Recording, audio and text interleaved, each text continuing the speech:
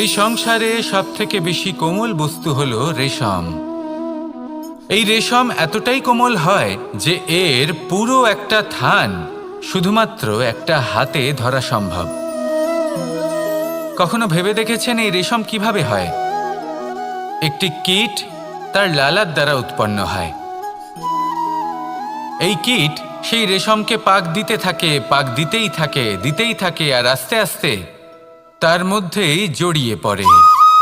শেষে ওর এই সুন্দর অমূল্য সৃষ্টি রেশমের এই সুতো তার নির্মাণ কার্য পূর্ণ হয়, কিন্তু তাতেই ও নিজে বন্দী হয়ে যায়। নিজেরই মায়াজালের এই বন্দী গৃহে নিজেই ফেঁসে যায়। এবার এই সুতোকে ব্যবহারযোগ্য করে তোলার জন্য এই কীটগুলিকে এই কবচের সাথেই ফুটন্ত জলে ফেলে দেওয়া হয়। এই সংসারে যদি আমাদের স্বপ্ন এই সংসারের দুঃখ হরণ করার জন্য, এই সংসারে সুখ বিতরণ করার জন্য হয়, তবেই আমাদের প্রগতি সম্ভব। যদি আমাদের এই স্বপ্ন শুধুই আমাদের এবং আমাদের স্বার্থ সিদ্ধির জন্য হয়, তাহলে এই স্বপ্ন আমাদের অন্ধ করে দেবে, আমাদের অন্ধকারের পথে নিয়ে যাবে, আর আমরাও সেই কীটের মতো হয়ে যাব। নিজেদেরই মায়াজালে আমরা নিজেই ফেঁসে যাব, আর শেষে আমরা যদি কিছু লাভ করি তা হবে একাকিত্ব, অন্ধকারময় মৃত্যু। তাই স্বপ্ন অবশ্যই দেখুন, কিন্তু এমনভাবে স্বপ্ন দেখবেন না যে তার এই বন্দিগৃহে আপনি নিজেই ফেঁসে গেলেন। স্বপ্ন দেখুন পরোপকারে।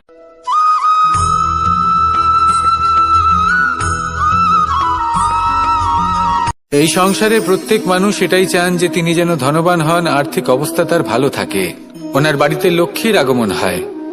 কিন্তু সেটা হবে কি করে, সেটাই হলো প্রশ্ন। কেউ বলেন যে যদি পরিশ্রম করো তাহলে ধন অর্জন সম্ভব, কেউ বলেন যে যদি বিদ্যা লাভ হয় তবেই ধন অর্জন সম্ভব, কেউ বলেন যে যদি বলশালী হও তবেই সম্পন্ন থাকবে। ভালো কথা, যদি তাই হয়ে থাকে, তবে দিনমজুর সারা দিন পরিশ্রম করেন, তিনি কেন ধনী হন না? অনেকজন বিদ্বান মানুষ আছেন এই সংসারে, তারা কেন ধনবান হন না? অনেক সংখ্যক বলশালী ব্যক্তি আছেন, তাদের কাছে ধন নেই কেন? তাদের কেন ধনের অভাব হয়? আবার এমনও কিছু মানুষ আছেন যারা পরিশ্রম করেন, তারা দিনমজুর, কিন্তু তারা ধন অর্জন করতে পারেন। কিছু বিদ্বান ব্যক্তি আছেন যাদের কাছে অধিক মাত্রায় ধন রয়েছে, কয়েকজন বলশালী ব্যক্তি রয়েছেন যাদের কাছে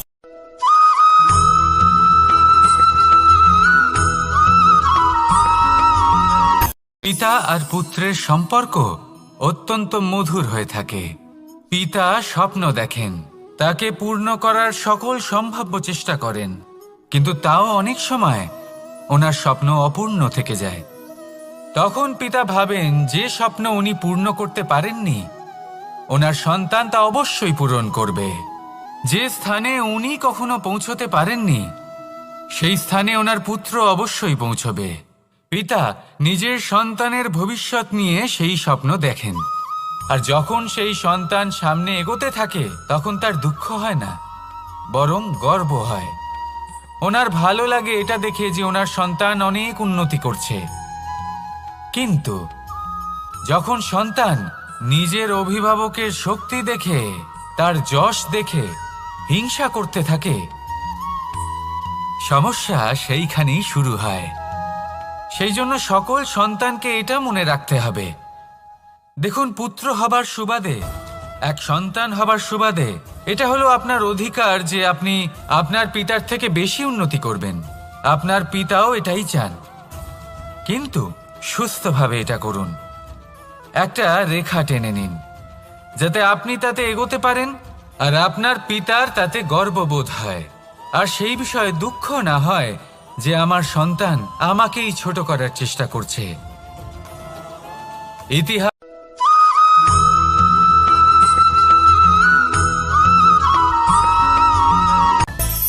মানুষের মধ্যে একটা বিচিত্র প্রবৃত্তি থাকে, অন্য সকলের বিষয়ে, তাদের জীবনের বিষয়ে, তাদের ব্যক্তিত্বের বিষয়ে, তাদের ভবিষ্যতের বিষয়ে অনুমান করা। এটা হলো অনুচিত। কারোর অতীতকালকে দেখে লোকে ভবিষ্যৎ বলে দিতে পারেন, বর্তমানকে দেখে ভবিষ্যতের বিষয়ে অনুমান করে ফেলেন। উদাহরণ দিতে হলে বলবো, কোনো দাসকে দেখুন, ওকে দেখে লোকে বলে যে ওর ভবিষ্যৎ সেটাই হতে পারে, অনুমান করে ফেলেন। আর এই রাজাকে দেখুন, উনি তো কত সুখী হবেন, উনি তো জগতের সব থেকে অধিক সুখী মানুষ, কত সুখ সুবিধা আছে ওনার কাছে, ধারণা করে ফেলেন। তবে সত্য তো এটাই যে কারোর ব্যক্তিত্বের বিষয়ে, তাদের ভবিষ্যতের বিষয়ে আপনি পূর্ণ সত্য কখনোই বলতে পারবেন না, শুধু অনুমান করতে পারবেন। আর এই অনুমান করে সত্যি কোনো লাভ হয় না, কারণ এই কাল সেটা হলো অত্যন্ত শক্তিশালী। কালো থেকে কালোতর কয়লাকেও হিরেতে পরিণত করতে পারে, অনেক বড় বড় রাজাকেও বিদূষক বানিয়ে ফেলতে পারে এক মুহূর্তেই। তাহলে আপনি অনুমান করে কি লাভ? কি পেলেন অনুমান করে? সেই জন্য কারোর বিষয়ে কোনো অনুমান করবেন না, তার ভবিষ্যতের বিষয়ে অনুমান করতে যাবেন না, কারোর বিষয়ে কোনো ধারণা করে নেবেন না। কিছু করতে হলে ভালোবাসুন, সবার মধ্যে ভালোবাসা ছড়ান, সবার মধ্যে ধন্যাত্মক ভাব ছড়ান। এই মন প্রসন্ন হয়ে বলবে, রাধা রাধা।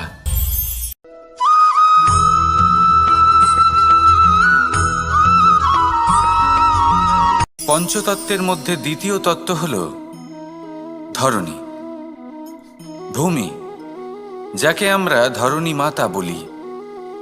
এই ধরণী ধৈর্য ধারণ করে, আর এর ওপরেই আমাদের সমগ্র সংসার নির্ভরশীল। কারণ এই ভূমি সহ্য ক্ষমতা রাখে, এর সহ্য ক্ষমতা হলো অপরিসীম। সন্তান যতই আঘাত প্রদান করুক না কেন, প্রেম পূর্বক সহ্য করে, আর তার বদলে অমূল্য রত্ন প্রদান করে। সন্তান যদি হাল চালায়, তাহলে তার বদলে তাকে অন্ন প্রদান করে। এটাই হলো ধরণী। এবার এর থেকে আমরা কি শিক্ষা পেতে পারি? এটাই যে কারোর জন্য কিছু করা বা কাউকে কিছু দেওয়া মনে কোনো কামনা ছাড়াই। আর এই কথাটা বুঝে যান, যদি কারোর জন্য কামনা না রেখে বা কোনো পাওয়ার আশা না রেখে কারোর জন্য কিছু করেন বা কারোকে কিছু দেন, যদি এটা আপনি শিখতে পারেন, তবে আপনি ভালোবাসতে শিখে গেছেন। আর সেই জন্যই এই ধরিত্রীকে মাতা বলা হয়। কারণ মাতা শুধু উনি নন যিনি গর্ভে সন্তানকে ধারণ করেন, মাতা তো উনিও যিনি জীবন বাঁচতে শেখান, যিনি জীবন বাঁচার উদাহরণ প্রদান করেন। তাহলে ধরণীর থেকে এই নিঃস্বার্থ ভাব শিখুন, নিঃস্বার্থ ভালোবাসা শিখুন, আর এই ভালোবাসার সাথেই বলুন, রাধা রাধা।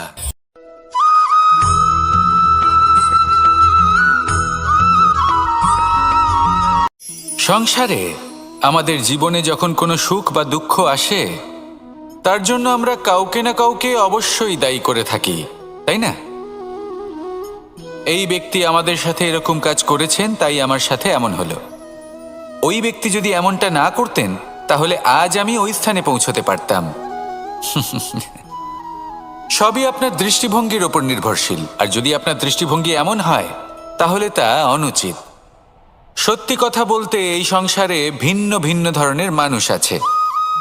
এটা আপনার ওপর নির্ভর করছে কিভাবে তাদের স্বাগত জানাবেন। একবার ভাবুন, আমি আমার দুটো হাত সামনে নিয়ে এলাম, দুটো মুঠো খুলে দিলাম। দুই প্রকারের মানুষ আসবেন, কিছু না কিছু দিয়ে যাবেন। এই মুঠো যদি আমি বন্ধ করে দিই, তাহলে না কেউ আমাকে কিছু দিতে পারবে, না আমার কিছু যাবে আসবে। নিশ্চয়ই বুঝতে পারছেন এই দুই ধরনের ব্যক্তি কারা এবং তারা কি দিয়ে যান। আমি যদি নিজের মুঠো খুলে দিই, তাহলে কিছু ভালো মানুষ আসবেন, আমাকে আনন্দ, সন্তুষ্টি, জ্ঞান প্রদান করে যাবেন, ভালো অভিজ্ঞতা দিয়ে যাবেন। কোনো খারাপ ব্যক্তি যদি আসেন, তাহলে তিনিও খারাপ অভিজ্ঞতা দেবেন, যার থেকে আমি শিক্ষা লাভ করব। এই সব কিছু আমি লাভ করতে পারি। মুঠো যদি বন্ধ করে রাখি, তাহলে আমি কিছুই পাবো না। দেখুন, এই সংসারে প্রত্যেকের জীবনে এরকম, প্রত্যেকের জীবনে সবকিছুই আছে, ভালো খারাপ দুই মানুষই আছে, ভালো অভিজ্ঞতা আছে, খারাপ অভিজ্ঞতা আছে। নির্ভর করছে আপনার ওপর যে আপনি কি করবেন, এনাদের স্বাগত কিভাবে জানাবেন, কার থেকে কি বুঝবেন, কি শিখতে পারবেন। আর কোন দৃষ্টিভঙ্গি নিয়ে অগ্রসর হবেন। এটাই নির্ধারণ করবে যে আপনার জীবন কেমন হবে। আসুন আমার সাথে ভালোবেসে বলুন, রাধা রাধা।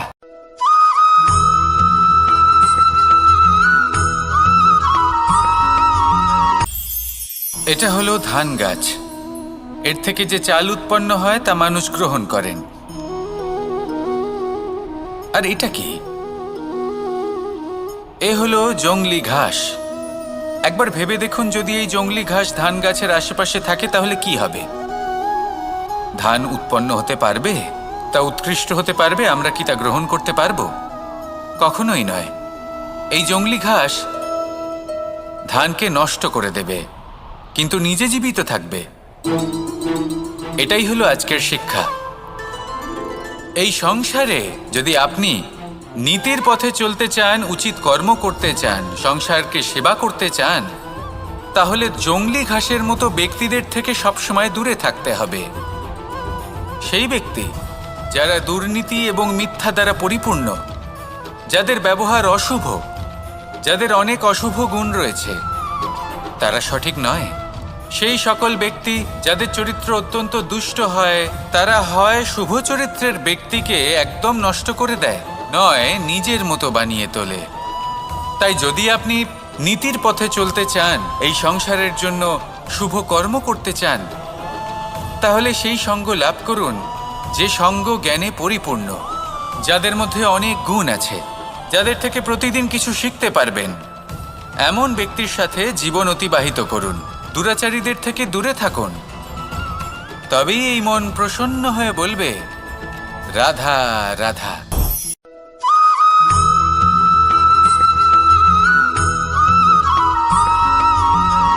মানুষের মানসিকতা এমন হয় যে সে যতটা করে আশা করে যে তার থেকে অনেক বেশি তার বদলে সে পাবে।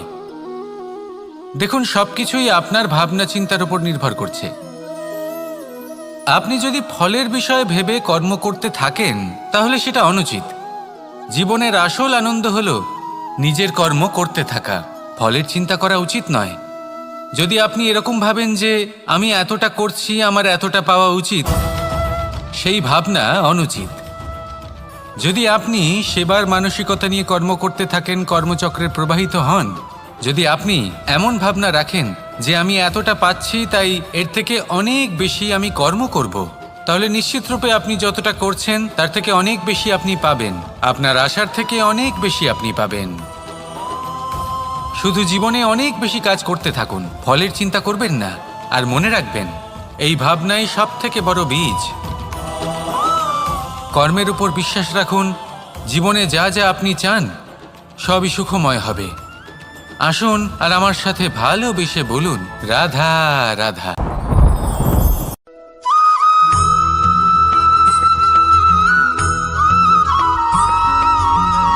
আপনি কখনো কোনো বাজকে নিজের বাসা বানাতে দেখেছেন? এই বাজ যখনই কোনো বাসা বানায় তখন উঁচু গাছের ডালে বা কোনো পর্বতের শিখরে বাসা বানায়, অনেক উচ্চতায়। আর সেখানে তার সন্তানও জন্মগ্রহণ করে। যখন এই সন্তানেরা জন্মায় তখন এই বাজ খুবই ভালোবেসে এবং খুব সাবধানে এদের পালন পোষণ করে। নিজের ঠোঁট দিয়ে তাদের ঠোঁটে খাবার পরিবেশন করে। কিন্তু যেই সেই সন্তানেরা হৃষ্টপুষ্ট হয়ে যায় এবং সেই কথা বাজ নিজে বুঝতে পেরে যায়, সেই বাজ নিজেই সেই বাসা ছিন্ন ভিন্ন করে দেয়। সেই সন্তান যাদের সবেমাত্র ডানা গজিয়েছে, কিভাবে উড়তে হয় তারা জানে না, সেই সন্তানগুলিকে উচ্চতা থেকে ঠেলে দেয়। সেই সন্তান প্রথমে ভয়ভীত হয়ে যায়। তারা সামনে মৃত্যুকে দেখতে পেয়ে ভয়ের কারণে তাদের ডানা ঝাপটাতে থাকে। আর সেই প্রক্রিয়াতেই সেই সন্তানগুলি উড়তে শুরু করে দেয়। এবার এই ঘটনায় আমরা কি শিক্ষা পেতে পারি? এটাই, যদি আপনি মাতা পিতা হন তাহলে নিজের সন্তানকে অবশ্যই স্নেহ করুন, কিন্তু তাদেরকে নিজের আঁচলের তলায় বেঁধে রাখবেন না। যদি আপনি চান আপনার সন্তান জীবনে উন্নতি করুক, তাহলে নিজের মুঠো থেকে তাদের স্বতন্ত্র করে দিন। এই সংসারে সংঘর্ষ করতে দিন। সেই সন্তান নিজেই বুঝতে পারবে যে জন্মের সময় পাওয়া ডানা কি করে ব্যবহার করতে হয়।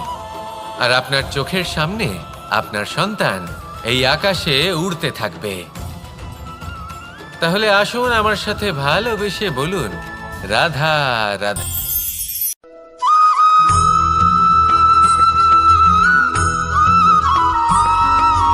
বসন্ত ঋতু, এই সময় মন আনন্দে ভরে থাকে। এমন মনে হয় যেন আমরা আকাশে বিচরণ করতে চলে যাই, কিন্তু সেটা তো সম্ভব নয়। সেই জন্য হয়তো আমরা ঘুড়ি ওড়াই, এই ঘুড়িকে নিজেদের প্রতিরূপ মনে করে। এবার অনেক মানুষ আছেন যারা ঘুড়ি ওড়ান, কিন্তু এই কর্মের সারমর্ম কি সেটা কজন বুঝতে পারেন? আপনি এটা মনে করুন যে আপনি হলেন সেই ঘুড়ি, আর এই সুতো যিনি ধরে রয়েছেন তিনি হলেন পরমাত্মা। আর এই সুতো যেখান থেকে শুরু হয় সেই লাটাই হলো আমাদের কর্মচক্র। এবার আপনি নিজেই অনুমান করুন যে এই উড়ান কার ওপর নির্ভরশীল? পরমাত্মার ওপর আর আপনার কর্মের ওপর। যদি পরমাত্মা আপনার হাত ধরে থাকেন, আপনার সাথে থাকেন, যদি আপনি শুভ কর্ম করতে থাকেন, আপনি এই আকাশে উড়তে থাকবেন। কিন্তু কোথাও কোথাও যদি পরমাত্মার সাথে এই বন্ধন ছিন্ন হয়, আপনার কর্মচক্র খারাপ হয়ে যায় বা থেমে যায়, তাহলে আপনার এই ঘুড়ি কেটে যাবে আর দূরে কোনো গাছের ডালে গিয়ে আটকে যাবে। তাই শুধুমাত্র ঘুড়ি ওড়াবেন না, তার থেকে শিখুন, পরমাত্মার সাহচর্যে থাকুন, সবসময় শুভ কর্ম করতে থাকুন আর সবসময় এই আকাশে উড়তে থাকুন। আসুন আর আমার সাথে ভালোবেসে বলুন, রাধা রাধা।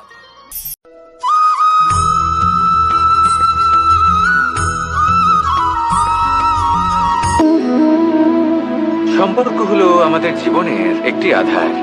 কিছু সম্পর্ক এমন যা আমরা জন্মসূত্রে লাভ করি, যেমন পরিবার, মা, বাবা। কিছু সম্পর্ক আছে যা আমরা জীবনে অর্জন করে থাকি, তা সে প্রেমের হোক, স্নেহের হোক বা বন্ধুত্বের। এই সকল সম্পর্ক লাভ করার বা গড়ে তোলার 5টি ধাপ রয়েছে।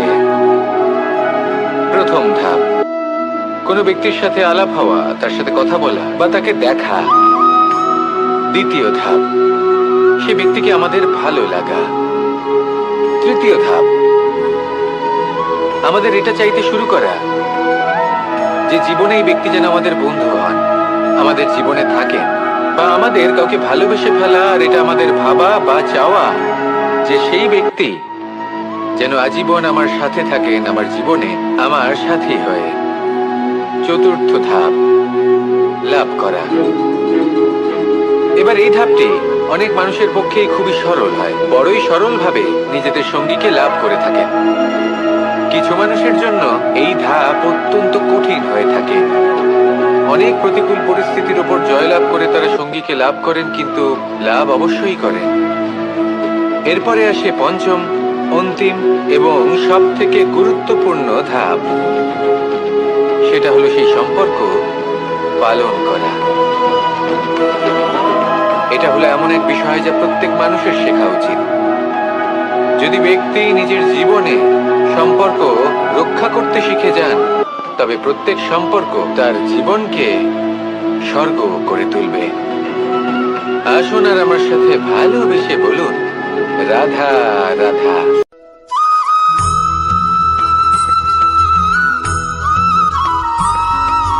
জীবনে যখন কোনো ব্যক্তি নিজের লক্ষ্য প্রাপ্তির জন্য নিরন্তর পরিশ্রম করতে থাকেন, চেষ্টা করতে থাকেন, তখন তিনি কষ্ট অনুভব করেন। কখনো শারীরিক কষ্ট, কখনো মানসিক কষ্ট। এবার উনি এটা ভাবতে থাকেন যে আমি কি উচিত করছি নাকি অনুচিত করছি। কারণ অন্যদিকে এমন একজন ব্যক্তিও আছেন যিনি একদমই পরিশ্রম চেষ্টা করছেন না। তিনি মদিরা পান করেন, বিলাসিতায় জীবন কাটান, অলস প্রকৃতির হয়ে ওঠেন, নিদ্রাতে বিলীন হয়ে থাকেন আর ভাবেন যে তিনি সুখ লাভ করছেন। কিন্তু এরকম কেন হয়? কারণ যখন আমরা সৎ পথে থাকি, উচিত পথে চলি, লক্ষ্য প্রাপ্ত করার জন্য চেষ্টা করতে থাকি, তখন আমাদের ভেতরে থাকা নেতিবাচক শক্তি এবং পাপ এই দেহকে ত্যাগ করে দেয়। আর এই অনুভূতিটাই আমাদের দুঃখের অনুভূতি দেয়, কষ্ট দেয়। এবার সেখানে যদি আমরা কুপথে চলি, অনুচিত পথে চলতে থাকি, তাহলে আমাদের ভেতরে থাকা পুণ্য এবং ধনাত্মক শক্তি আমাদের দেহ ত্যাগ করে দেয়। আর এই অনুভূতির কারণেই আমরা সুখ অনুভব করি। কিন্তু কখনো ভাববেন যে এই সুখ বেশি সময় পর্যন্ত থাকে না। সেই জন্য সবসময় মনে রাখবেন, যদি আপনি জানেন যে এটাই আপনার লক্ষ্য, এটাই উচিত পথ, শুভ পথ, তাতে নিরন্তরভাবে এগিয়ে যেতে চেষ্টা করতে থাকুন। এই কষ্ট আপনাকে সুখের পরাকাষ্ঠায় কখন পৌঁছে দেবে তা আপনি জানতেই পারবেন না। আসুন আমার সাথে ভালোবেসে বলুন, রাধা রাধা।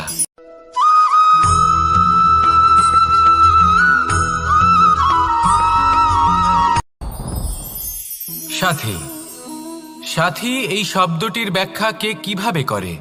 মিত্র, সখা, বন্ধু। কিন্তু অর্থ একটাই, তিনি যিনি আপনার সঙ্গী হন আর তিনি যার সাথী আপনি হন।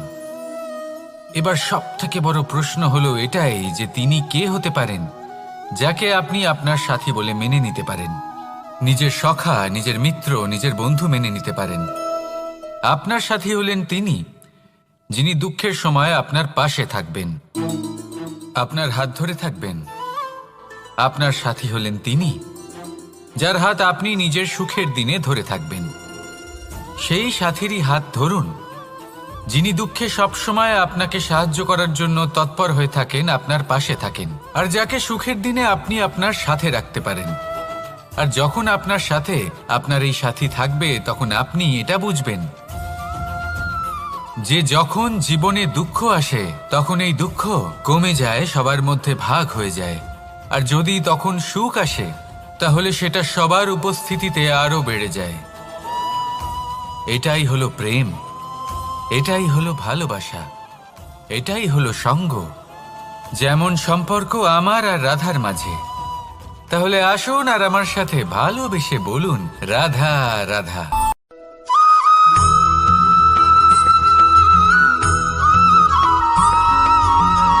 কেউ বলে জীবন খুব ক্ষণস্থায়ী, কেউ বলে জীবন হলো একটা সুন্দর স্বপ্নের মতো, আবার কেউ বলবে জীবন হলো এক কঠোর সত্য। কিন্তু জীবন আসলে কি? জীবন হলো আপনারই প্রতিবিম্ব, একটা দর্পণ। অর্থাৎ আপনি জীবনকে সেইভাবেই পাবেন যেরকম আপনি নিজেকে প্রতিপন্ন করবেন। যদি আপনি দর্পণের দিকে তাকিয়ে হাসেন, তাহলে আপনি সামনে হাসি মুখী দেখতে পাবেন। এবার যদি আপনি গম্ভীর হয়ে থাকেন, তাহলে আপনি একজন রুষ্ট ব্যক্তি দেখতে পাবেন। শেষে সবথেকে বেশি গুরুত্বপূর্ণ হলো আপনার চেষ্টা। আপনাকে সবসময় চেষ্টা করতে হবে যাতে আপনি নিজেকে প্রসন্ন এবং ইতিবাচক মনোভাবে রাখেন। এটা হলো আপনারই উত্তরদায়িত্ব, তাকে পালন করুন। এই মনকে প্রসন্ন রাখুন, এই সংসারকে সুন্দর বলে মনে হবে। আর এই মন প্রসন্ন হয়ে বলবে, রাধা রাধা।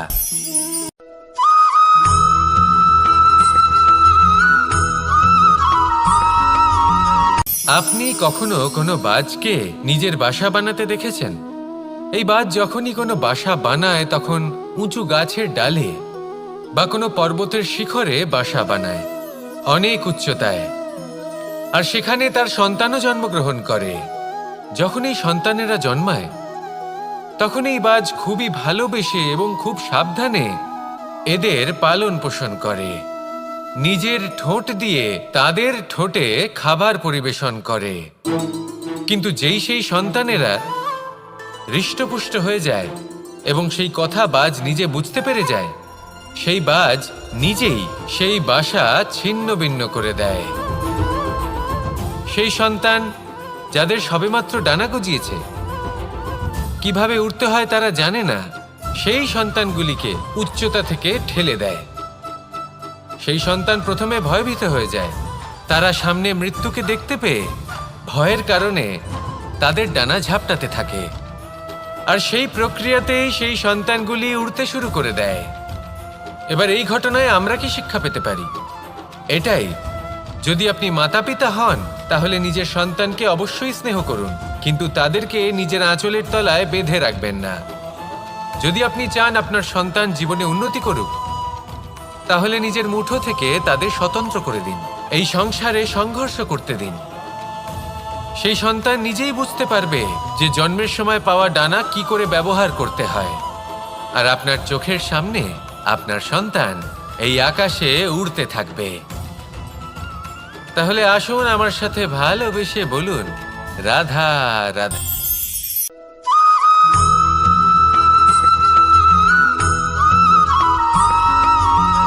এবার অনেক সময় মানুষের মনে এরকম প্রশ্ন আসে যে এই সংসারে সবথেকে বড় বিপদ কি?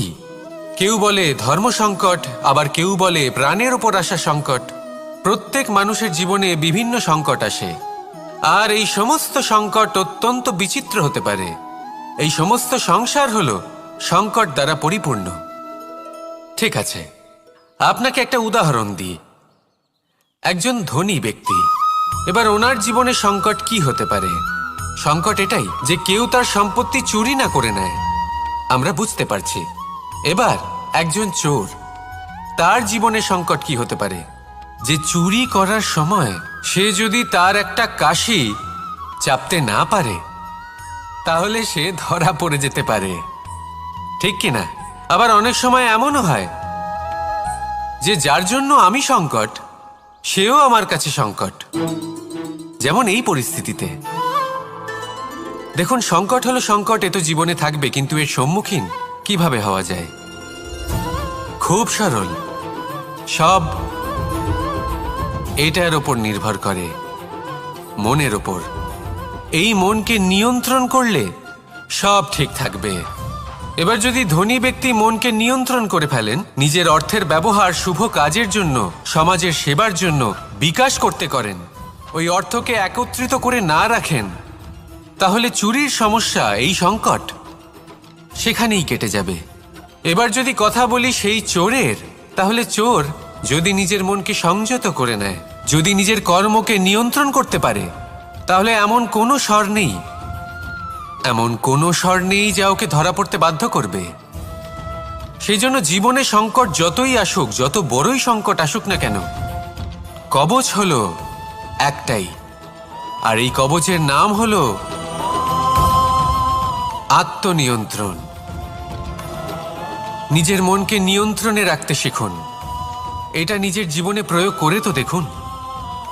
যদি আপনি করতে পারেন, তবে আপনি দেখবেন যে সংকট তো জীবনে আসা যাওয়া করে, কিন্তু সেই সংকটগুলির সম্মুখীন আপনি এইভাবে করতে পারবেন। তাহলে সেটাই করুন, আর আমার সাথে ভালোবেসে বলুন, রাধা রাধা।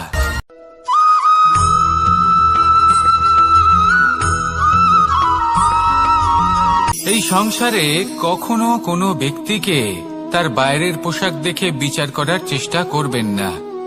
এটা খুব বড় ভুল করবেন।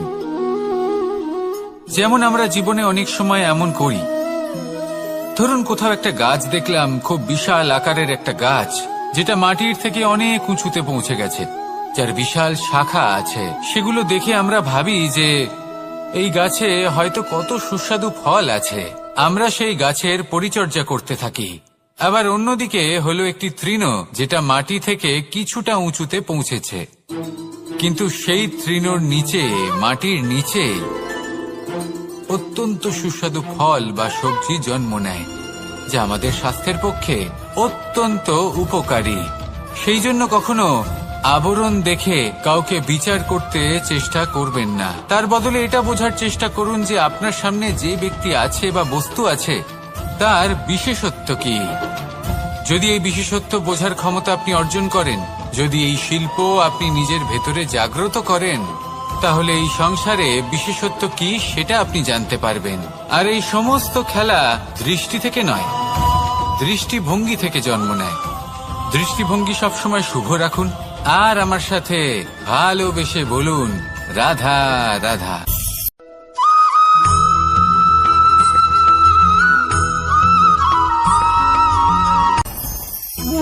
ভোজন। এবার ভোজন সংগ্রহ করার জন্য মানুষ কি না করেন, সব সময় চেষ্টা করতে থাকেন ফসল উৎপাদনের জন্য অনেক পরিশ্রম করতে থাকেন, কিন্তু অনেক সময় অনেক পরিশ্রম করার পরেও ফসল ভালো উৎপাদন হয় না। এর কারণ কি? কারণ হলো এটাই যে আপনি পরিশ্রম হয়তো অনেক করেছেন, কিন্তু আপনার নজর তো সেই বীজের দিকে ছিলই না যা আপনি রোপণ করেছেন। সেই জন্য সব সময় কোনো বীজ রোপণ করার আগে তাকে পরখ করে দেখুন, তা অত্যন্ত আবশ্যক। আর সেইভাবেই যখনই কোনো কর্মের প্রশ্ন আসে, তাহলে সেখানে শুধুমাত্র পরিশ্রম যথেষ্ট নয়, সেই কাজের প্রতি আপনার কর্তব্য কি, আপনার উদ্দেশ্য কি, সেটা জানা হলো অত্যন্ত গুরুত্বপূর্ণ। তাই কর্ম করুন, কিন্তু সেই কর্মের প্রতি আপনার যা উদ্দেশ্য তার মাহাত্ম্য বুঝতে চেষ্টা করুন। তাহলে আসুন আমার সাথে ভালোবেসে বলুন, রাধা রাধা।